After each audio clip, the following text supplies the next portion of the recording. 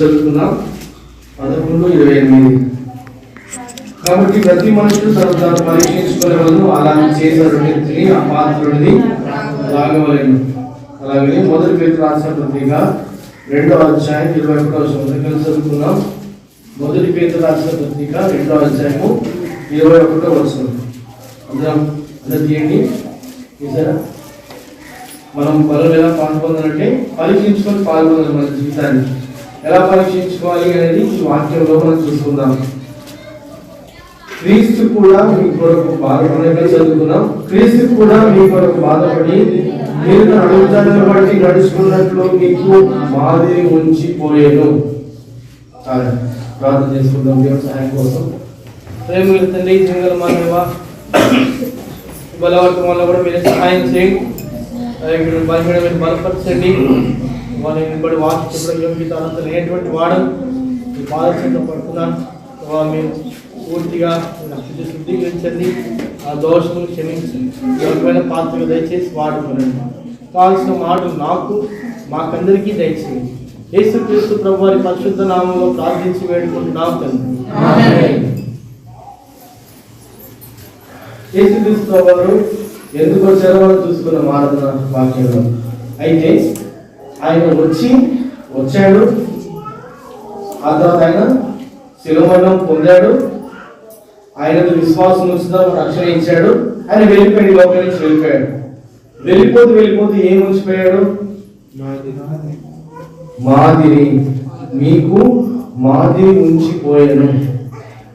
అంటే ఒక మనిషి ఇసుకలో నడుచుకుంటూ వెళ్తున్నప్పుడు ఏం మిగిలిపోతాయండి? అడుగులు మిగిలిపోతాయి. యేసుక్రీస్తు ప్రభువు ఈ లోకంలో ఏ విధంగా నడుచుకున్నాడు, ఏ విధంగా జీవించాడు అనేది మనకు మాదిరించిపోయాడు. ఎందుకు మాదిరించిపోయాడు? మనం ఆయనలాగా జీవించాలని, మనం ఆయనలాగా బ్రతకాలని. వాళ్ళు ఏమని పిలుస్తారు బయట? మనల్ని ఏమని పిలుస్తారు? క్రైస్తవులు. అంటే ఏముంది అక్కడ పేరులోనే క్రీస్తు ఉన్నాడు. అంటే మన జీవితంలో ఎవరు కనబడాలి? క్రీస్తు కనబడాలి. క్రీస్తు కనబడుతున్నాడా? ఎన్నో ఉన్నాయి. యేసుక్రీస్తు ప్రభువుని ధ్యానించుకోవడానికి మనకు సరిపోదు. అంటే రోజు కాదు, కొన్ని దినాలైనా కొన్ని నెలలైనా మనం చెప్పుకోవచ్చు. అయితే మనం బలంలో పరీక్షించుకొని కేవలం ఐదు విషయాలు మాత్రమే ఆయన మాదిరి జీవితాన్ని మనం చూసుకుందాం. ఆయన లాగా మనం జీవిస్తున్నామో లేదో మనం పరీక్షించుకొని ఒకవేళ అలా మనం జీవించలేకపోతే సరి చేసుకొని ప్రభావ మీ మాదిరిలో నేను జీవించాలని మన తీర్మానంతో మనం మరలో పాల్గొన్నాం. మొట్టమొదటిగా ఆయన ఎట్లాంటి మాదిరి ఉంచిపోయాడు, ఆయనకున్న అలవాటు ఏంటి, ఆయన అలవాటు ఏంటి చూసుకున్నాం. లూకాసు సువార్త 2వ అధ్యాయం 42వ వచనం. ఆయన ఎక్కడికి వెళ్ళేవాడు? యెరూషలేముకి వెళ్ళేవాడు. యెరూషలేం ఏముంది ఇప్పుడంటే మనకు? ఎక్కడంటే ఏ ఊరు ఆ ఊరు మందిరం ఉంది. అప్పుడు ఇజ్రాయెల్ దేశంలో అలా లేదండి. మందిరానికి వెళ్ళాలంటే అందరు కలిసి యెరూషలేం పట్టణానికి వెళ్ళాలి. అక్కడ కొండ మీద దేవుని మందిరం ఉండేది.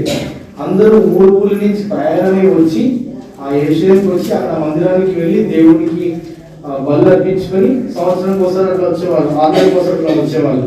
దగ్గర ఊరైతే నెల కోసం వస్తారు, ఇంత దూరం అయితే సంవత్సరం కోసం వచ్చేవాళ్ళు.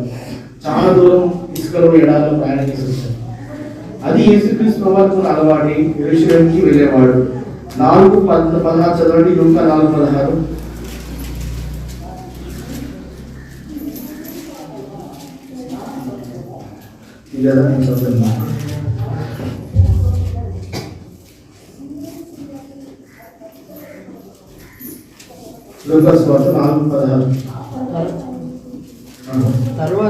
తర్వాత ఆయన తాను పెరిగిన నజరేతునకు వచ్చెను. తన వాడుక చొప్పున విశ్రాంతి దినమందు సమాజ మందిరములోనికి వెళ్ళి చదువుటికై నిల్చుండగా. ఎక్కడికి వెళ్తున్నాడు? వాడుక చొప్పున విశ్రాంతి దినమున సమాజ మందిరం అంటే మందిరానికి వెళ్తున్నాడు. విశ్రాంతి దినము అంటే ఆనాడు విశ్రాంతి దినం, ఇప్పుడు ఆదివారమున అందరూ మందిరానికి వెళ్ళాలి. ఇది యేసుక్రీస్తు ప్రభువుకు అలవాటు. వాడుక ఏంటిది అంటే ఆయన క్రమం తప్పకుండా ఖచ్చితంగా విశ్రాంతి దినంలో ఆయన మందిరానికి వెళ్ళేవాడు యేసుక్రీస్తు ప్రభువు. మనం ప్రతి ఆదివారం మందిరానికి వస్తున్నామా? ఇది మనం వాడుకగా ఉన్నా, మన అలవాటుగా ఉన్నా? ఆయన వాడుకు చొప్పున మందిరానికి వెళ్ళేవాడు. అలాగని ఎలాగ మందిరానికి వెళ్ళడం సరే, అపోస్తుల కార్యాలు లేకపోతే మనకు 4 విషయాలు ఉన్నాయి. అపోస్తుల బోధ 2:42, అపోస్తుల బోధ, సహవాసము, ప్రార్థన చేయడం. మరొక సహవాసం అనేది చాలా ప్రాముఖ్యమైనది. మన అంత్య దినాల్లో ఉన్నాం, చివరి దినాల్లో ఉన్నాం. మరి దేవుని యొక్క రాకడ ఎంతో దగ్గరగా ఉన్నాం. హెబ్రీయుల పత్రికలో రాయబడింది, వీరు అనేకులు మారుకొనుచున్నట్టు మరి కూడుకొనుట, సమాజంగా కూడుకొనుట,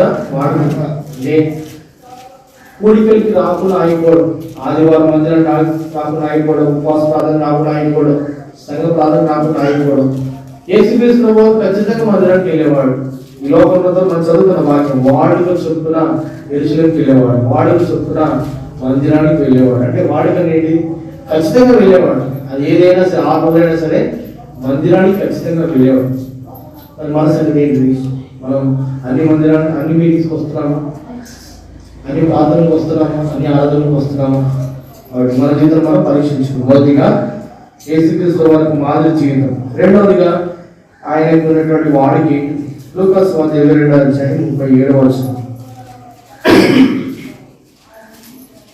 లూకాసు వార్త 22:37 వచనం. ఆయన వాడికి చొప్పున ఒలీవల కొండ దగ్గరికి వెళ్ళాడు. ఎందుకు వెళ్తున్నాడు ఒలీవల కొండ దగ్గరికి? ప్రార్థన చేయాలి.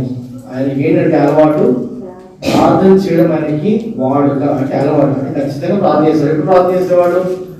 కొన్నిసార్లు ఆయన కుదిరిన సమయాన్ని బట్టి, కొన్నిసార్లు పెద్ద ఎక్కడ లేచి ప్రార్థన చేసేవాడు, కొన్నిసార్లు రాత్రంతా ప్రార్థన చేసేవాడు, కొన్నిసార్లు మధ్యాహ్నం ప్రార్థన చేసేవాడు. కాబట్టి ఆయనకి ఎప్పుడు జనసమూహం లేనప్పుడు, శిష్యులు మరి వాళ్ళతో ప్రయాణం చేయకుండా ఉన్నప్పుడు, పరిచయం లేనప్పుడు వెంటనే వెళ్ళిపోయి ఒలీవల కొండకి ప్రార్థన చేసేవాడు. అయితే దేవుడి పని చేయడం పరిచర్య, వాక్యం చెప్తారా, లేకపోతే ఖచ్చితంగా ఆయన ఒంటరిగా వెళ్ళి ప్రార్థన చేయాలి. ప్రార్థన ఎన్ని రకాల ప్రార్థనలు ఉన్నాయి మనకు? వ్యక్తిగత ప్రార్థన, తర్వాత కుటుంబ ప్రార్థన, తర్వాత సంఘ ప్రార్థన. ఈ 3 కూడా మనం కలిగి ఉండాలి. వాక్యంలో చెప్పినట్టుగా వ్యక్తిగత ప్రార్థన ఒంటరిగా మనం దేవుడితో సహవాసం మనం కలిగి ఉండాలి. కుటుంబంగా కలిసి ప్రార్థన ఎవరు చేశారు? అపోస్తలుల కార్యం 10వ అధ్యాయం. కొర్నేలియు తన ఇంటి వారితో రోజు ప్రార్థనలో ఉండేవాడు. ఆయన ఒక అధికారి, ఒక ఉద్యోగస్తుడు. ఉద్యోగమైన వెంటనే ఇంటికి వచ్చి ఇంట్లో వాళ్ళందరినీ ప్రార్థన కూర్చోబెట్టేవాడు. అది కుటుంబ ప్రార్థన. మనం కుటుంబ ప్రార్థన కలిగి ఉండాలి. మూడవదిగా సంఘంతో కలిసి ప్రార్థన చేయడం. అపోస్తలుల కార్యం 12వ అధ్యాయం. సంఘం అంతా అత్యాశక్తితో ప్రార్థన చేయగా పేతురు తెరసాల నుంచి వచ్చేసాడు. కాబట్టి సంఘంతో పాటు కలిసి అత్యాశక్తితో ప్రార్థన చేయాలి. ఈ 3 ప్రార్థనలు మనం కలిగి ఉండాలి. అలాగే ఎవరి కోసం మనం ప్రార్థన చేయాలి? మన కోసం, మన కుటుంబం కోసం మనం చేస్తాం, మన సహోదరుల కోసం మనం చేస్తాం. ఇవంతా బాగానే ఉంది. వీరందరి కోసం మనం ప్రార్థన చేయాలి. ఇంకా బైబిల్ ఎవరి కోసం ప్రార్థన చేయాలి? అధికారుల కోసం చేయాలి, నాయకుల కోసం చేయాలి, రాజుల కోసం చేయాలి, వాక్యం బోధించే వారి కోసం చేయాలి, సంఘంలో పెద్దల కోసం చేయాలి, తోటి సహోదరుల కోసం చేయాలి, అనారోగ్యం ఉన్న వారి కోసం చేయాలి, వీళ్ళందరి కోసం చేయాలి. ఇంకా అందరూ మనకు బాగా గుర్తొచ్చే వాళ్ళ కోసం మనం ప్రార్థన చేస్తాం. ఒకరంటే మనకు పడలేదు అనుకోండి, ఒకరితో మనకు శత్రుత్వం ఉంది, మనకు కష్టంగా ఉంది, బాధగా ఉంది, వాళ్ళతో మనకి ఎప్పుడు గొడవ అవుతున్నాయి, వాళ్ళ గురించి మనం ఎక్కడ ప్రార్థన చేస్తామా? చేస్తామా? మిమ్మల్ని బాధించే వారి కొరకు ప్రార్థన చేయుడి. యేసుక్రీస్తు ఆ పని చేశారా, చేయలేదని? కలువరిశిలను కొడుతున్నారు, సిలువేస్తున్నారు, మేకుతో కొడుతున్నారు. అంత ఉమివేసినా, అంత కొట్టినా, అంత గుద్దినా, అంతగా ఆయన గాయపరిచి ఆయన రక్తంలో ఆయన కారుతున్నా కూడా అంత బాధ వేదన అనుభవిస్తూ ఆయన చేసి ఏమన్నాడు ప్రార్థనలో? ప్రభువా, మీరు ఏం చేస్తున్నారు, మీరు ఎరుగరు, వీరిని క్షమించండి. వాటి మనల్ని బాధ పెట్టేవాళ్ళు, మనల్ని కష్టపెట్టేవాళ్ళు, మనకి విరోధం ఉన్న వాళ్ళ కోసం ఏం చేయాలి? వాళ్ళ మేలు కోసం ప్రార్థన చేయాలి, వాళ్ళు బాగుండాలని ప్రార్థన చేయాలి. అంతేగాని ఒకవేళ మనకు ఏమైనా హాని చేశారు, మన శత్రువుగా ఉన్నారు ఎవరన్నా, వాళ్ళ నష్టం జరిగింది, నువ్వేమనుకోవాలి, మనం మంచిగా అయింది నాకు ఇట్లా చేశాను కాబట్టి దేవుడు వాళ్ళని క్షమించాడు అంటాము, అనుకుంటాం. నాకు ఏదో హాని చేశాడు కాబట్టి దేవుడు మంచి పని చేశాడు అనుకుంటాం. కానీ యేసుక్రీస్తు వారికి మాదిరి అది కాదు. మనకు హాని చేసిన వారైనా మనం బాధపరిచిన వల్ల వారికి మేలు కోసం క్షేమం కోసం ప్రార్థన చేయాలి. అలాగే ఎవరు ప్రార్థన చేశారంటే అబ్రహాం చేశాడు. అబ్రహాం నుంచి లోతు దూరం అయిపోయాడు. ఇవన్నీ రెఫరెన్స్ చూపించడం లేదు, టైం లేదు కాబట్టి. ఆది కాండలో వాటిని రాస్తున్నారు. లోతు దూరమైన తర్వాత లోతు కాపర్లకి అబ్రహాం కాపర్లకి గొడవ దూరం అయిపోయినారు. అప్పుడు లోతు దూరమైన తర్వాత లోతు ఆయన కుటుంబం ఆయన ఆశలంతా శత్రువులు పట్టుకొని వెళ్ళిపోయారు, రాజులు పట్టుకు వెళ్ళిపోయారు. ఆ వార్త అబ్రహాం విన్నాడు. నాని దూరం అయిపోయాడు కదా, ఇంకేంటిది నాని దూరమైన నన్ను వద్దనుకున్నాడు కాబట్టి మంచి శాస్త్రం జరిగింది అని అనుకోలేదు అబ్రహాం. నన్ను వద్దనుకొని వెళ్ళిపోయినా, నాకు బాధ కలిగించిన, కానీ ఆ వ్యక్తి నష్టంగా ఉన్నాడు అని అబ్రహాము తన ఇంట్లో ఉన్న పనులందరినీ తీసుకొని వెళ్ళి ఆ రాజుతో యుద్ధం చేసి మళ్ళీ తీసుకొని వచ్చి అన్ని కూడా లోతుకి ఇచ్చాడంటే తన బాణను పనంగా పెట్టి సహోదరుల కోసం అంటే మనం ఏం చేసే ప్రార్థన అంటే హింసించే వారి వరకు మనకు వ్యతిరేకంగా ఉన్న వారి కోసం మనం ఏం చేయాలి, వాళ్ళ మేలు వాళ్ళ క్షేమం కోసం ప్రార్థించాలి. వాళ్ళు తెలియజేస్తున్నారు, వాళ్ళు తెలియజేస్తే మనం కూడా తెలియ ప్రార్థన చేయకూడదు కాదు. వాళ్ళు మనకు తెలియక హాని చేస్తున్నారు, బాధ పెడతారు, మనల్ని రక్షించబడలేదు అనుకోండి, దేవుడు తెలియదు కాబట్టి వాళ్ళు మనకు బాధ కలిగిస్తారు. రక్షించబడినారు అనుకోండి, ఆత్మీయంగా ఎదగలేదు అనుకోవాలి. ఆత్మీయంగా ఎదగలేదు కాబట్టి, ఆత్మీయంగా వాళ్ళు అంతగా దేవుడు తెలుసుకోలేదు కాబట్టి నన్ను బాధపడుతున్నారు, కష్టపెడుతున్నారు. అంతే మాత్రం మనం ప్రభా నాకు ఇంత హాని చేశారు, వాళ్ళకి హాని కలగాలని మనం చేయకూడదు. కానీ ప్రభానికి హాని చేశారు, నాకు బాధ కలిగింది, అయినా కూడా వాళ్ళకు మేలు చేయండి. ఇది మన ప్రార్థన. యేసుక్రీస్తు వారి నామములో ఉంది. ఇది ఆయన మాదిరికమైన జీవితం. మూడవది ఏంటి, మందిరానికి వెళ్ళడం, దేవాలయానికి వెళ్ళడం. రెండవది ప్రార్థన జీవితం. మూడవది మార్క్స్ వార్త 10:1.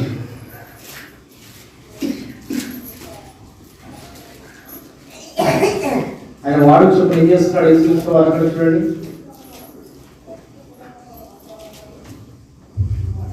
నేను చదువుతున్నాను, చదువు గట్టి చదవండి. అక్కడి నుంచి లేచి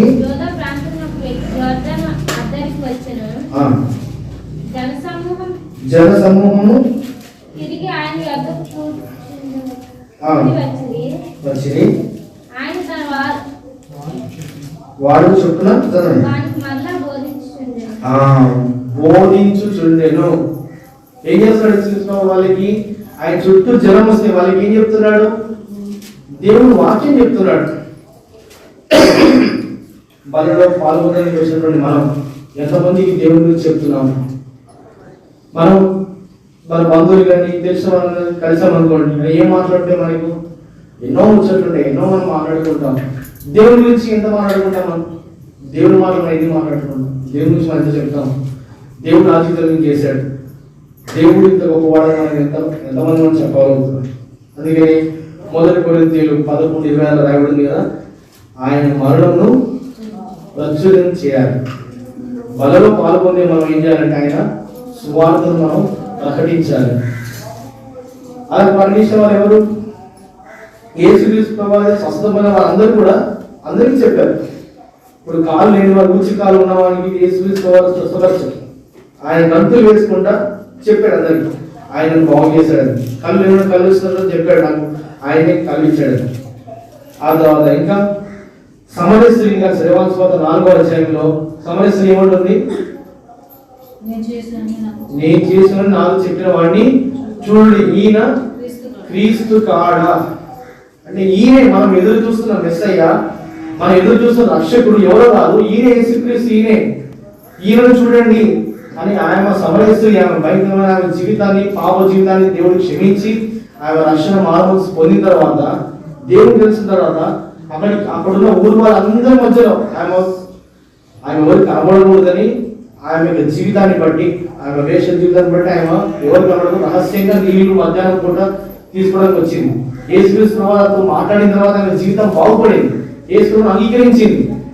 ఎవరి గురించి భయపడడం లేదు, ఏ మాత్రం సిగ్గుపడడం లేదు. ఊర్లో అందరికీ చెప్తుంది, ఈయన క్రీస్తు, ఈయన యేసు ప్రభు, ఈయన దేవుడు.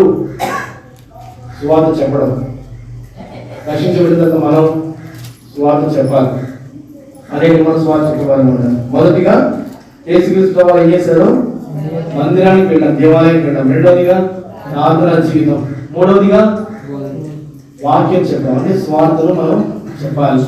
లేక పరిచర్లు వాడబడాలి. వాక్యం సిచ్యువేషన్, చిన్న బిడ్డల పరిచర్య కానీ, పెద్దగా మందిరంలో కానీ, ఇక్కడ కానీ దేవుడికి అవకాశం వాడుకోవాలి. నాలుగోది, మన జీవితంలో మరి అందరికీ అన్ని అంత సుఖంగానే ఉందా? మన జీవితం అంటే ఎలా ఉంటుంది? కష్టాలు ఉంటాయి, బాధలు ఉంటాయి, అనారోగ్యాలు ఉంటాయి, అన్ని రకాల పరిస్థితులు ఉంటాయి, శోధనలు ఉంటాయి. వీటన్నింటిలో మనం ఏం చేయాలి? కష్టం వచ్చింది, బాధ వచ్చింది, మనం ఆలోచించుకుని అక్కడికి కూర్చోవాలా? లేకపోతే దాన్ని దాటుకొని ముందుకు వెళ్ళాలి, దాన్ని జయించాలి. శోధనను జయించడం. దేవుని గురించి మనం ఎప్పుడైతే నిలబడతామో ఎన్నొస్తాయి? శోధనలు వస్తాయి. శోధనలు యేసుక్రీస్తు జయించలేదా? మత్తయి సువార్త 4వ అధ్యాయం.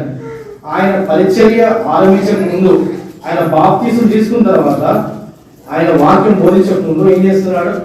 ఆయన శోధించబడ్డాడు, ప్రార్థనలో ఉన్నాడు, ఉపవాసం ప్రార్థన చేసినప్పుడు శోధన వచ్చినాయి. 4వ అధ్యాయం 3వ వచనం 4వ వచనం.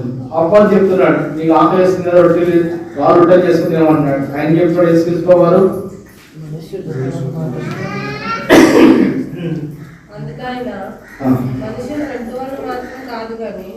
దేవుని ప్రతి మాట చొప్పున అని రాయబడింది. అలా మొదటిసారి శోధించాడు, రెండోసారి శోధించాడు. 4వ వచనం 6వ వచనం చెప్పాడు. మళ్ళీ 7వ వచనంలో ఆయన మళ్ళీ ఇప్పుడు ఏం చేస్తాడంటే వాక్యమే చూపిస్తున్నాడు. వాక్యం చూపించి నువ్వు ఇక్కడ దూకేసేయి, అప్పుడు దూతల్ని పట్టుకుంటారు కదా. అప్పుడు ఆయన చెప్తున్నాడు, దేవుణ్ణి శోధించకూడదు. వాక్యానికి వాక్యమే జవాబు. వాక్యంలో మనం ఎంతగానో తెలుసుకోవాలి, వాక్యం అర్థం చేసుకోవాలి. అలా 4వ అధ్యాయం 9-10 వచనాల్లో మరొక శోధన. ఈ సర్వలోక రాజ్యాల శోధన చూపించి నాకు మొక్కమన్నాడు. అప్పుడు ఆయన వాక్యాన్ని చూపించాడు. సరే, లోకం ఎంత ఆకర్షణీయంగా ఉండేదండి? లోకం ఆకర్షణీయంగా ఉంది. లోకంలో ఏమున్నాయి? అసలు లోకంలో ఏముంది? శరీరాశ, నేత్రాశ, జీవడమ్మం. ఇవన్నీ దీనిలో ఉన్నాయా? దీంట్లో అన్ని కనబడుతుంది, అన్ని ఉన్నాయి.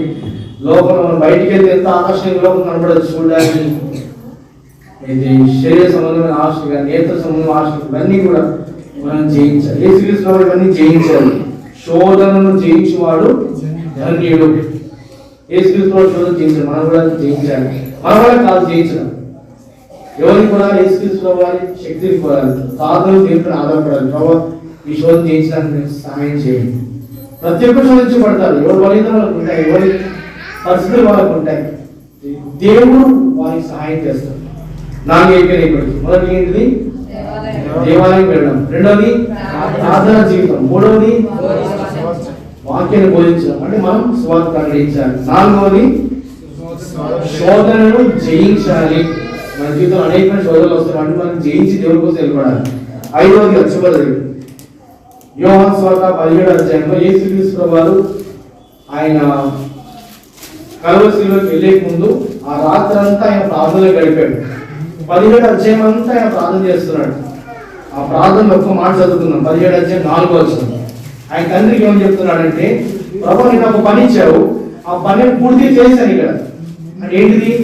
తండ్రి ఇచ్చిన పనిని పూర్తిగా నెరవేర్చాడు. ఏం చేశాడు? దేవుని చిత్తాన్ని జరిగించాడు. చదవమాట 17:4. నీవు నాకు ఇచ్చిన పని నేను సంపూర్ణంగా నెరవేర్చి భూమి నిన్ను మైపరిచి. అంటే దేవుడు మనల్ని ఈ లోకం తీసుకుని వచ్చాడు. ఈ లోకంలో దేవుడు మనకు జీవాన్ని ఇచ్చాడు. అలాగే మన దేవుడు మనం రక్షించుకున్నాడు, సంఘంలో చేర్చాడంటే దేవుడికి ఉద్దేశం ఉంది మన జీవితంలో. మనం అడగాలి దేవుడు, ప్రభావం రక్షించుకున్నాం, నా ద్వారా నేను ఏ విధంగా ఉపయోగపడగలను? నా జీవితం వల్ల మీ చిత్తం ఏంటిది? నేను ఏం చేయాలి ప్రభు? ఎక్కడ నేను వాడబడాలి? పిల్లలు పట్టు మధ్యలో వాడబడాలా, మందిరంలో వాడబడాలా, పక్షంలో వాడబడాలా? నేను ఏ విధంగా వాడబడగలను? దేవుడు ఒక్కొక్కరికి ఒక్కొక్క విధానం దేవుడు తలాంతులు ఇస్తాడు. ఆ పని మనం దేవుని మహిమ కోసం మనం దేవుని మందిరంలో దేవుని కొరకు మనం వాడబడాలి. అది మనం తెలుసుకోవాలి, దేవుడిని మనం అడగాలి. ఒక్కొక్కరికి విధంగా మనం వాడబడతాం. దేవుని వల్ల ఎంతో పని ఉంది, దేవుని పరిచయం ఎంతో పని ఉంది, స్వార్థ పని ఉంది, పాట పాడే పని, వాక్య పని ఉంది, చిన్నప్పటి తీసుకునే పని ఉంది, యవనస్తులకి వాకించే పని ఉంది, వారికి సరైన మార్గంలో బోధించే పని ఉంది, మరి మందిర పనులలో సహాయం చేయడం ఎంతో పని ఉంది. వీటన్నిటిలో దేవుడితో ప్రభావాన్ని వాడబడాలి, రక్షించుకున్నాం. ఈ చిత్తం ఏంటిది? ఈ ఉద్దేశం దేవుడి చిత్తం కోసం నిలబడ్డామంటే మనం శోధనలు వస్తే కానీ దేవుడు సహాయం చేస్తాడు. ఐదోది ఏంటంటే దేవుడి చిత్తము జరిగించడం. కాబట్టి మీరు గుర్తెరగాలి, యవనస్తులు, రక్షించబడిన వాళ్ళు, వాపసు సాక్ష్యం ఇచ్చిన వాళ్ళు దేవుని అడగండి, ప్రభావాన్ని ఎక్కడ వాడబడాలి. కూర్చోండి. సో కంపెనీ ఉందో, కంపెనీలో పిల్లలు పెట్టారనుకోండి. ఇప్పుడు బయట వాళ్ళు కంపెనీలోకి వెళ్ళడానికి పాసులు గీసామని ఉంటాయి. మీరే ఆ కంపెనీలో ఉన్నారు, దేవుడు వాళ్ళకి అక్కడ మిమ్మల్ని ఉంచండి. దేవుడి ఉద్దేశం ఏంటిది? మీ ద్వారా దేవుడు మీరు మీ చుట్టుపక్కల వారికి పరిచయం చేయాలి. అంటే స్వార్థ చెప్పాలని కాదు, కానీ మన జీవితం, మన సాక్షుమైన జీవితాన్ని బట్టి వాళ్ళు దేవుడు తెలుసుకోవాలి. అలా మళ్ళీ బట్టి మన బంధువులు దేవుడు తెలుసుకోవాలి, మళ్ళీ బట్టి మన ఇరుగు వాళ్ళు దేవుడు తెలుసుకోగలగాలి. అలాగా మనం దేవునికి చిత్తాన్ని మనం చేసేవాళ్ళం. 5 విషయాలు మనం జ్ఞాపకం చేసుకుందాం. మొదటిగా మందిరం, క్రమంగా అన్ని మందిరానికి వస్తాం, అన్ని కొడుకులకు వస్తున్నామా, ఆరాధనకు వస్తున్నామా, సంఘ ఉపాసాలకు వస్తున్నామా, ప్రార్థన చేస్తున్నామా ఆసక్తితో. రెండవదిగా ప్రార్థనలో మనం పాల్గొంటున్నామా. మూడవదిగా స్వార్థం ప్రకటిస్తున్నామా, వాక్యం వీటికి బోధిస్తున్నామా. నాలుగవదిగా శోధనలు చేయించడం, శోధనలో పడిపోతున్నామా, నిరుత్సాహపడి మనం వెనకాల వేస్తున్నామా, శోధన చేయించగలుగుతున్నామా. ఐదవదిగా దేవుని చిత్తమును జరిగించు. 5 విషయాలు మామూలు విషయాలు కాదండి. నిత్యమైన పోరాటంలో క్రైస్తవ జీవితం దేవుని కోసం నిలబడినప్పుడు అనేక పోరాటాలు ఉంటాయి. మనందరం వీటి విషయంలో దేవుని కోసం నిలబడాలి. 5 విషయాలు మన జీవితాన్ని మనం పరీక్షించుకున్నాం. రండి మనం బడిలో పాల్గొందాం. మోకరించండి, కళ్ళు మూసుకోండి. మన జీవితం మనం పరీక్షించుకున్నాం, 5 విషయాలు మనం పరీక్షించుకున్నాం.